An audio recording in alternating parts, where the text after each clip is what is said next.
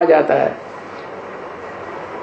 क्या गुरु माने गुरुत्व आकर्षण जिसमें हो। क्या जैसे कहते हैं ना माता गुरु है, तो धरणी है माता गुरु, उसका बच्चा कौन? उस धरणी माता का अव्वल नंबर बच्चा कौन? चंद्रमा है ना। तो वो चंद्रमा किसके आकर्षण में रहता है? सूर्य के आकर्षण में रहना चाहिए। सूर्य ज्यादा पावरफुल है, ज्यादा बड़ा है। सारे ग्रह उपग्रह, ये जो सितारे हैं वो सब सूर्य के आसपास घूमते हैं, लेकिन चंद्रमा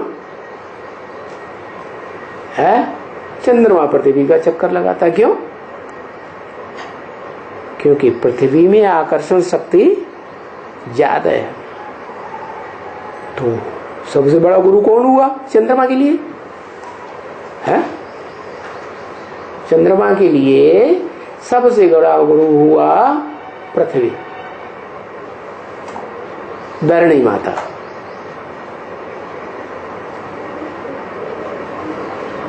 है ब्राह्मणों की दुनिया में कौन है चंद्रमा?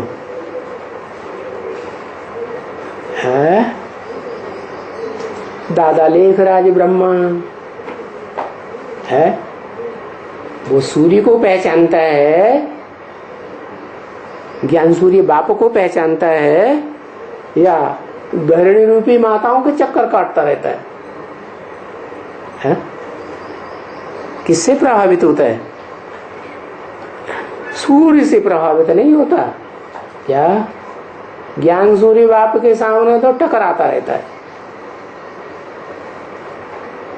बात मानता ही नहीं।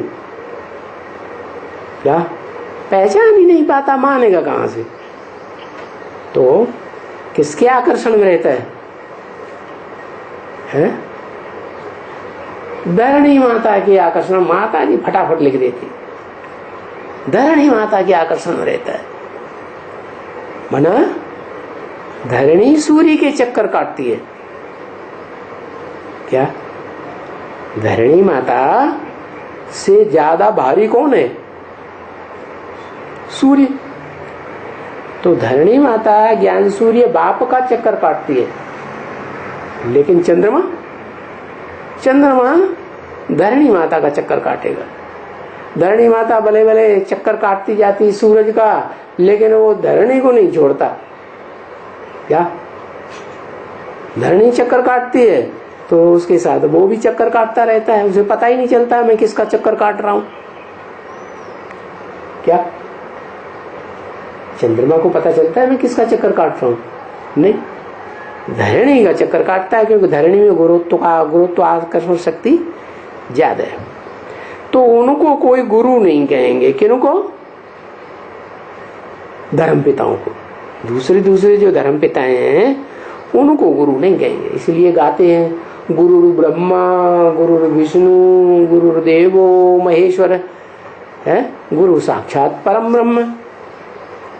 अच्छा, बड़े से बड़ा गुरु हो गया परम ब्रह्म। माना जो ज्ञान चंद्रमा ब्रह्मा है वो भी गुरु है या नहीं है? है गुरु है। क्या सबका गुरु है?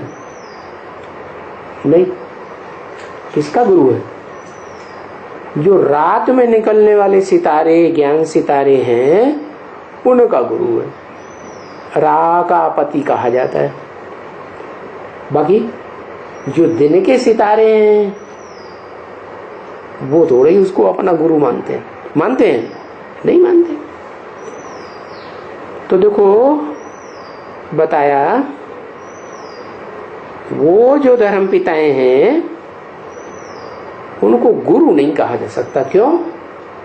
क्योंकि उनमें इतनी आकर्षण शक्ति नहीं है जितनी आकर्षण शक्ति परम ब्रह्म में है और नंबरवार ब्रह्मा नामधारियों में। क्या जो भी ब्रह्मा नामधारी माताएं हैं वो नंबरवार हैं कि एक जैसी हैं? नंबरवार। तो ब्रह्मा नामधारियों को तो गुरु कहा जा सकता है, उनमें भी बड़े से बड़ा गुरु हुआ परम ब्रह्म। क्यों? शिव क्यों नहीं? है? शिव बड़े से बड़ा गुरु क्यों नहीं? अरे बोलो ना। हाँ?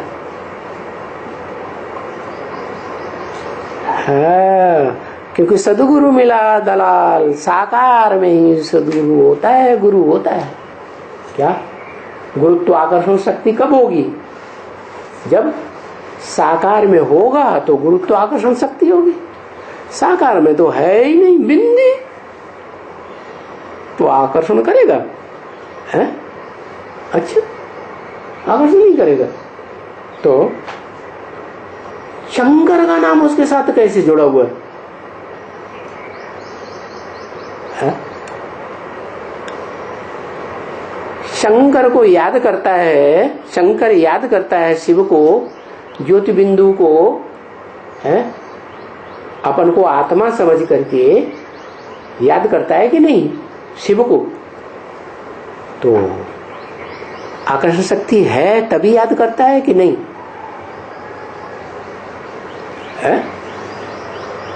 शिव समान हो गया इसलिए याद करता है। वाह भैया, पहले ही समान हो गया, याद करना बाद में। ये बहुत बढ़िया बात बताई है। हाँ हाँ, क्योंकि जानता है ना कि शिव आकर्षण में आया, शंकर आकर्षण में आया शिव के, या शिव आकर्षण में आया शंकर के? प्रैक्टिकल में क्या हुआ? मुसलमान लोग नाम तो देते हैं खुदा, खुद आता है, बुलाने से नहीं आता। तो खुदा आता भी है तो पहले पहले किसके पास आता है? है? उसी के पास आता है जिसके साथ उसका नाम जोड़ा जाता है? तो क्यों आता है? क्या शिव में आकर्षण शक्ति है, या जिसमें प्रवेश करता है उसमें आकर्षण शक्ति है? हाँ, गुरु में आकर्षण शक्ति। गुरु बने जो सदगति करे। अरे शिव की भी सदगति होती है क्या? है? अरे शरीर में आएगा तभी सदगति कहेंगे, दुर्गति कहेंगे या नहीं? है? शरीर में आता है तो उसकी दुर्गति कहें कि सदगति कहें? दो ही बात है, या तो दुर्गति या तो सदगति। तो कैसी स्टेज में रहता है? साकार शरीर में है तो सदगति में ही रहता है। कभी बेआरामी महसूस होती है उसको, शिव को? है? नहीं। कभी उद्वेग आता है? नहीं आता।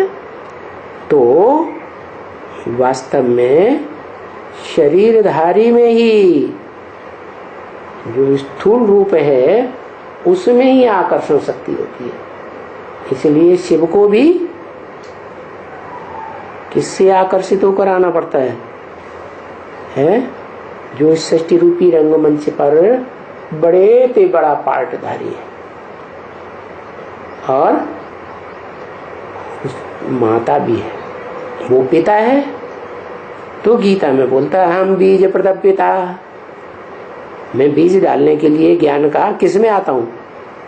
है? माता दाता पितामह। कौन है माता दाता पितामह? है? पितामह भी है, माता भी है, पिता भी है, सब कुछ उसमें आता है। तो गुरु कोई को भी नहीं कहा जाता, सिवाय एक के। बताओ वो कौन है एक जिसको गुरु कहा जाए?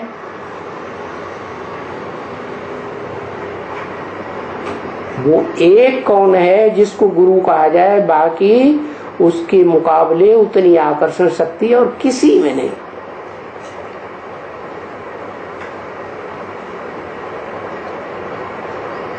परम ब्रह्म में आकर्षण शक्ति है। आत्मा तो बिंदु है, वो तो बड़ा रूप नहीं धारण करती। बड़ा रूप धारण करे तभी तो पार्ट बजाए, है? नहीं तो बिंदु आत्मा फुदक फुदक के पार्ट बजाएगी, है ना? तो जब पार्ट बजाती है तो साकार शरीर चाहिए, देह भान चाहिए। तो इस सृष्टि रूपी रंगमंच पर देह भान में सबसे बड़े ते बड़ी देह भान वाली आत्मा कौन हुई? देह अहंकार वाली। क्या? कैसी आत्मा? बड़े ते बड़ा देह अहंकार। कैसा देह अहंकार? आदम। सृष्टि के अंत में वो आदम वाली आत्मा भी जन्म लेते हुए जब इस सृष्टि रूपी रंगमंच पर होती है तो बड़े ते बड़ा आदमी। क्या? कैसा आदमी? ऐसा बड़ा आदमी जिसमें इस दुनिया की ऊंची सी ऊंची रूह सुप्रीम सोल प्रवेश करती है। तो वो हो गया सदगुरु। उसको कहेंगे सदगति। क्या? सबका सदगति दाता कौन कहा जाता है? सबका सदगति दाता राम। किसी और का नाम लेते हैं? कभी कहते हैं सबका सदगति दाता कृष्ण है? सबका सदगति दाता लक्ष्मी नहीं कहते ना। एक को कहते हैं सदगुरु। सुंदर मेला कर दिया जब सदगुरु मिला दलाल।